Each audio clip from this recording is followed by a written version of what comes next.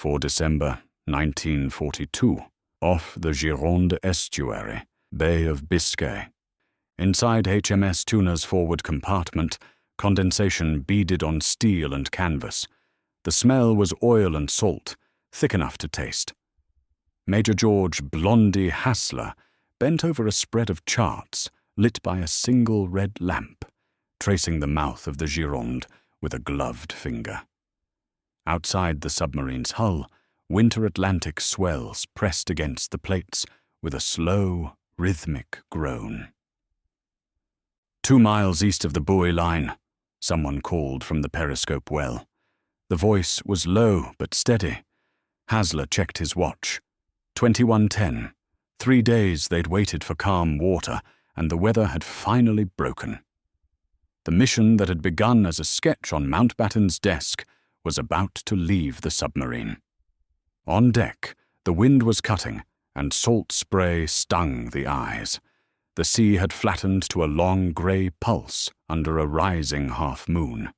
The first of 6 canoes, thin shells of plywood and canvas known as cockles, was lifted through the forward hatch. Each weighed less than 100 pounds, fully rigged, fragile against the Black Sea. "Easy," Hassler said, his words lost in the gust. The men worked by touch, lowering the canoes beneath the shadow of the 4-inch gun. Lieutenant Rowe, watching from the bridge, later wrote that the sea looked flat as glass and just as treacherous. He could see the faint glow of enemy boom defense lights along the horizon, a string of weak stars above the coast.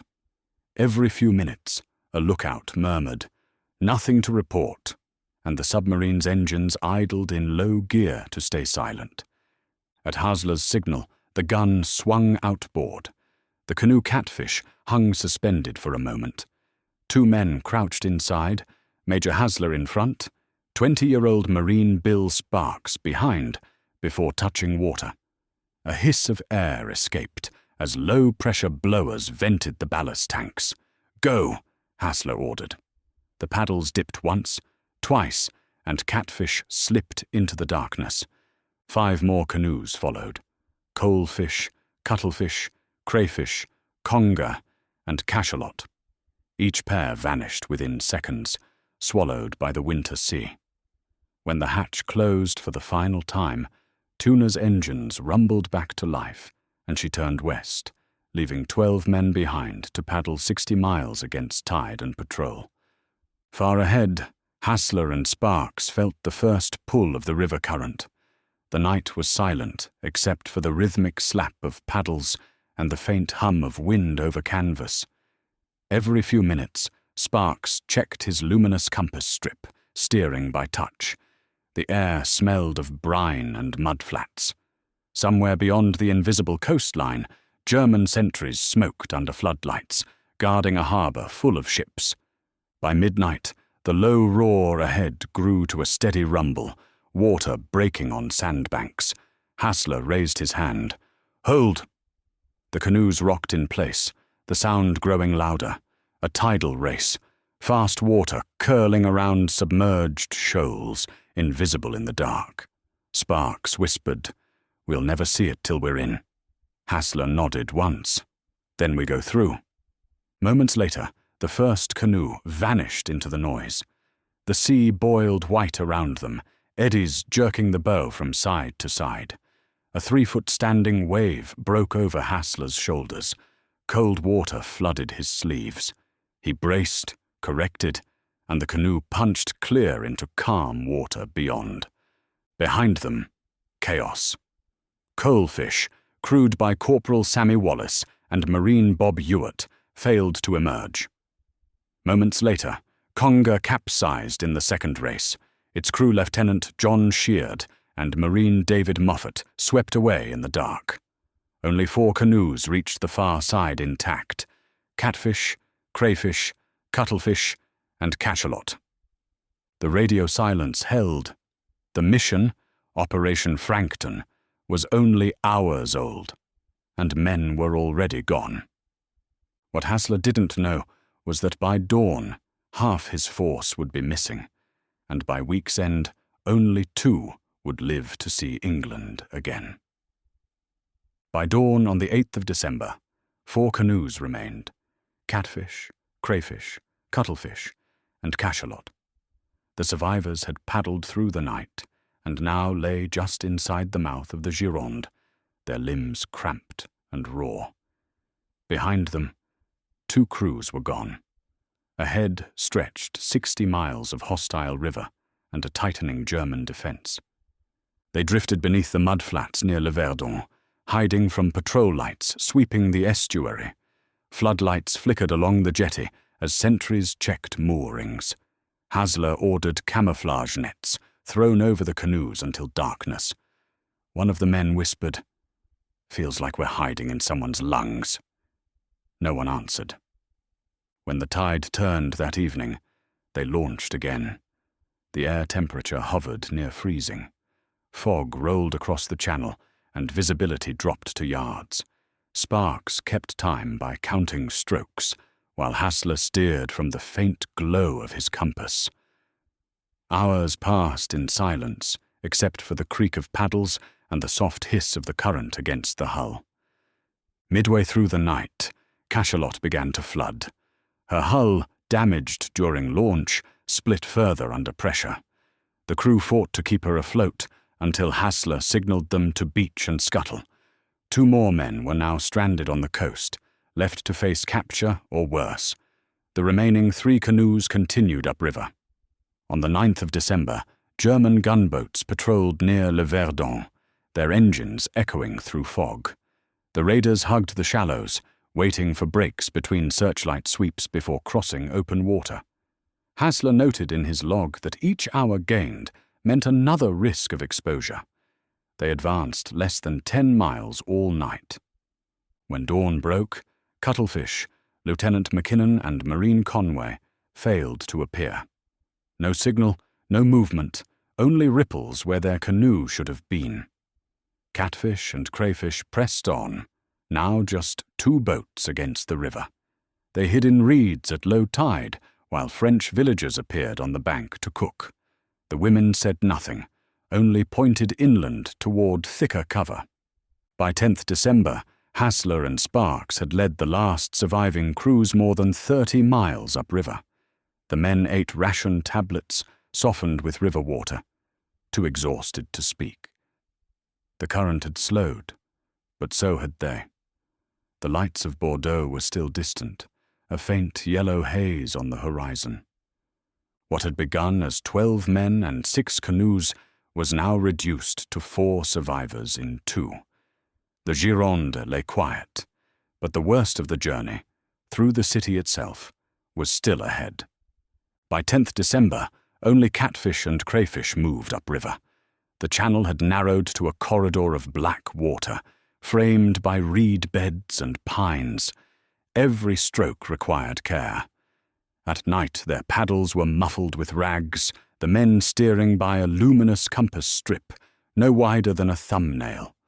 By day, they lay beneath camouflage nets, drawn over mud and reeds.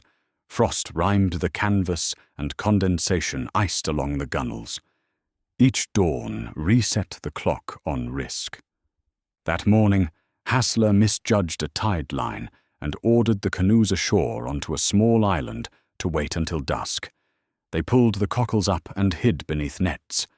Within minutes, German voices carried across the water. The island sheltered an E-check inspection post. The men lay motionless for hours as sentries paced the jetty. Cows clustered nearby, steaming in the cold. Sparks later recalled, 2 Germans came so close we could hear them light cigarettes. The patrol moved off. At nightfall, the raiders slipped back into the current. The delay cost nothing but time. The delay brought them nearer to their objective. By the night of the 11th of December, the lights of Bordeaux showed as a haze on the horizon, and then as reflected ribbons on the river. The men paddled 11 miles that night and drew into tall reeds on the southern bank before dawn. From there, they watched a jetty, where stevedores worked by lantern. 2 merchantmen lay moored, the blockade runner, HMS Dresden, and the freighter, MS Tannenfels. The clatter of winches carried across the water. The presence of a fuel barge alongside Dresden altered Hassler's tally of targets. Sparks later noted the ordinary detail, the voices, the winches, because ordinary things were proof of opportunity. We could hear them talking. The clatter of winches carried right across the river. Hassler set the plan. The next incoming tide would carry the cockles into the inner harbour at slack water. He divided the strike, catfish from the south, crayfish from the north. Each team carried limpets and lowering rods. 8 charges in all were primed with time delay fuses to detonate the following morning. The cause was straightforward. Place magnetic mines beneath vital hulls at slack water. The effect, if the charges held, would be crippling damage to blockade running capacity. At 2100 on the 11th of December, the 2 boats slipped from the reeds. Bordeaux operated without blackout. The city was fully lit, forcing the raiders to run mid-channel, where the arcs of floodlights left the darkest swathes. They passed the concrete U-boat pens, thick doors and anti-aircraft positions raking the approaches, and edged into the inner quays with the tide's pull. The river smelled of oil and cold iron. Their progress was measured in breaths and compass bearings. Catfish reached its first point shortly after 2 a.m. on the 12th of December. Hassler leaned out over the hull of the Tannenfels while Sparks steadied the canoe. The lowering rod scraped, then clicked as the first magnetic mine locked to steel. One by one, 4 limpets were affixed along the ship's side. A sentry's torch swept the quay, the beam passing and returning. Hassler ordered silence and held position until the light moved on. By 3:30, both teams had completed their tasks. Between Dresden and a fuel barge, Catfish placed its remaining charges. Crayfish finished its run on the northern quays. For a single instant, mid-river, the 2 crews met, a brief exchange of grips and nods, then separated to ride the ebb. The mines were set for 8:30. The cockles were gone long before dawn, carried outward on tide and current, leaving the quay still and the city seemingly untouched. At 8:30 on the morning of the 12th of December, the harbour at Bordeaux was calm. The loading crane stood idle in the winter fog, and the Gironde carried a thin film of oil on its surface. Then a single concussion split the air. The first explosion tore open the hull of the MS Tannenfels, anchored along the Quai des Chartrons. Dockside windows shattered for half a mile in both directions. Within minutes, a second detonation followed from a nearby mooring, the MS Dresden, sending a column of smoke and water 200 feet high. German fire crews scrambled from the naval barracks. Sirens began to echo across the riverfront. Witnesses later recalled hearing 4 or 5 blasts in succession, each separated by minutes. The Tannenfels listed to port, her stern slipping below the surface. The Dresden caught fire amidships and sank at her berth. 2 smaller cargo vessels sustained hull breaches that flooded their holds. By 9 a.m., flames and debris drifted across the docks, and Naval Command in Paris had been alerted to what was initially believed to be sabotage by French partisans. Hassler and Sparks, paddling 20 miles downstream, felt the distant tremors through the water. "That's ours," Sparks said quietly. Both men paused only long enough to check their bearings before pressing on. The current had shifted with the tide, making progress slow. Their hands were raw from salt and rope friction. They avoided the shoreline entirely, knowing that the Germans would already be searching the riverbanks. By midday, security across southwestern France had intensified. Field police units, elements of the 333rd Infantry Division, and the Geheime Feldpolizei were ordered to intercept enemy raiders from the sea. Roadblocks appeared at river crossings between Blaye and Bordeaux. Gendarmerie detachments began checking farms and river huts, while Luftwaffe patrols flew reconnaissance along the Gironde in Arado seaplanes. The captured canoes of cachalot and cuttlefish found days earlier by fishermen, were now confirmed as British in origin. The scope of the operation was no longer in question. That evening, December 12th, crayfish, laver and mills was intercepted near Saint-Genès-de-Blé. Reports from German archives note their capture by a coastal patrol after being spotted attempting to land. Both men were later executed under the commando order.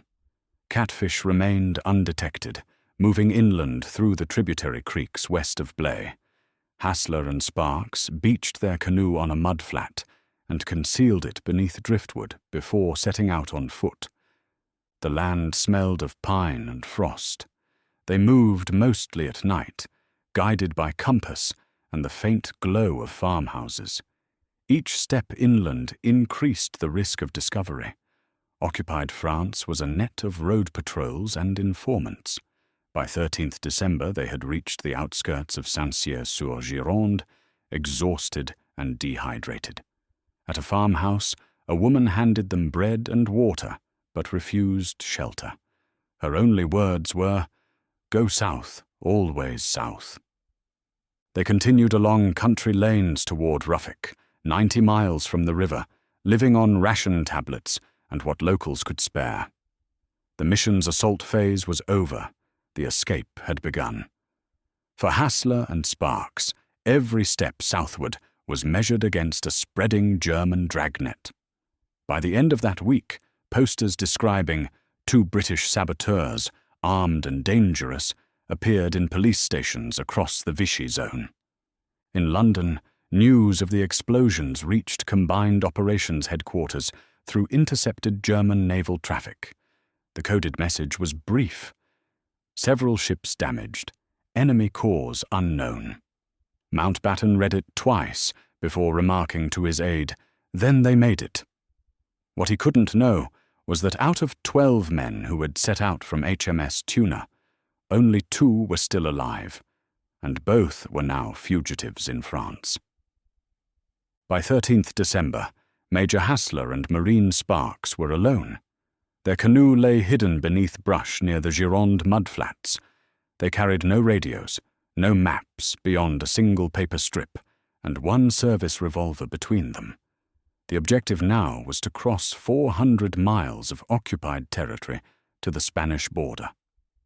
North of them, the German search was widening. Patrols of the Feldgendarmerie swept villages, and naval units combed the lower river with spotlights and dogs. That night, they started south on foot, following drainage ditches parallel to the main road. Their plan was simple: move at night, rest by day, and find the French resistance. In the first 48 hours, they covered over 30 miles through marshland and vineyards. Frost hardened the ground by morning, and Sparks' boots split at the seams. They avoided farmhouses, except to refill water bottles. "We never knew who might be watching," Sparks later said. On the 15th of December, they reached Saint-Cyr-sur-Gironde, where German roadblocks forced them inland. Moving east, they followed rural lanes toward Montendre, blending with woodcutters and railway labourers. By now their uniforms were caked in mud, insignia removed. The countryside was under curfew. German sentries manned crossings at dawn and dusk. Each detour added hours, but discovery meant execution under Hitler's commando Befehl. On the 3rd night, they found shelter in a disused wine shed. Rain drummed on the roof. Hassler, lying against a crate, whispered, "We're halfway to nowhere, Bill." Sparks answered, "Then we keep walking." It was the only conversation they allowed themselves before sleep. The next morning, they stole civilian coats from a washing line and pressed on through the forest tracks east of Barbezieux. By the 18th of December, they entered the Charente region. Resistance activity here was stronger. Couriers, safe houses, and farm networks supporting Allied escape lines, such as Pat O'Leary and Marie Claire. On the 20th, near Ruffick, a contact directed them to a woman named Mary Lindell, known locally as Marie Claire. A British-born nurse turned underground organizer, she had arranged dozens of exfiltrations for Allied pilots. Hassler and Sparks reached her home disguised as farmhands, carrying a forged letter provided by local sympathizers. Lindell confirmed their identity through a prearranged code phrase. "Are you from the sea?" For several days they remained concealed at Ruffec, while Lindell's network prepared their passage across the ligne de démarcation, the demarcation line separating German-occupied and Vichy-controlled France. On the 22nd of December, an FFY guide led them to a wooded crossing near Chasseneuil. German guard dogs and foot patrols moved along the road every 15 minutes. The guide crossed first, signaled with a whistle, and Hassler followed at a crouch. Sparks went last, sprinting across in silence. "That's when the first 4-minute mile was broken," he joked years later. Once inside the Vichy zone, Lindell's associates provided false papers and arranged travel under assumed names. Hassler shaved his distinctive moustache, reluctantly, to avoid recognition. They boarded a local train to Angoulême, then continued through Lyon and Marseille, each leg arranged by resistance intermediaries who risked execution for aiding them. By early January 1943, they reached Perpignan near the Pyrenees. From there, 2 Basque guides, operatives of the Comet Line, led them across the mountains by night. Waist-deep snow slowed progress to less than a mile an hour.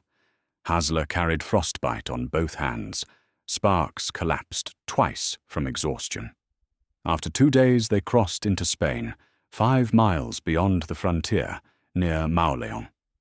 At a small hostel outside Figueras, they contacted the British consulate. Within days, a cable reached London, confirming survival of 2 members, Frankton Party. Mountbatten received it personally. The mission that began beneath a submarine in the Bay of Biscay had ended on a frozen slope of the Pyrenees. Of the 12 men who launched into the Gironde, only these 2 had returned alive. By early January 1943, Major Hostler and Marine Bill Sparks were back in Allied hands. From Spain, they were moved by diplomatic route to Gibraltar and flown to Britain in an RAF Hudson. Their arrival at Combined Operations Headquarters was logged on the 5th of February 1943. Both men arrived thin and frost-nipped, their hands scarred where rope and cold had chewed the skin. They carried no papers, only the account of mines placed beneath ships in Bordeaux and the knowledge that most of their comrades had not returned. Naval intelligence quickly correlated German traffic and port reports. Intercepts from Kriegsmarine Command in La Rochelle confirmed explosions aboard the MS Tannenfels and MS Dresden. 5 ships had been attacked, and limpets had detonated aboard 5, with Dresden sinking at her moorings. The material effect was immediate. Dockside engineering units in Saint-Nazaire and Lorient were ordered to survey and repair damage, diverting manpower and dry dock capacity that would otherwise have supported U-boat sortie and repair cycles for weeks. The German response was physical and visible. Within days, concrete appeared along the Gironde.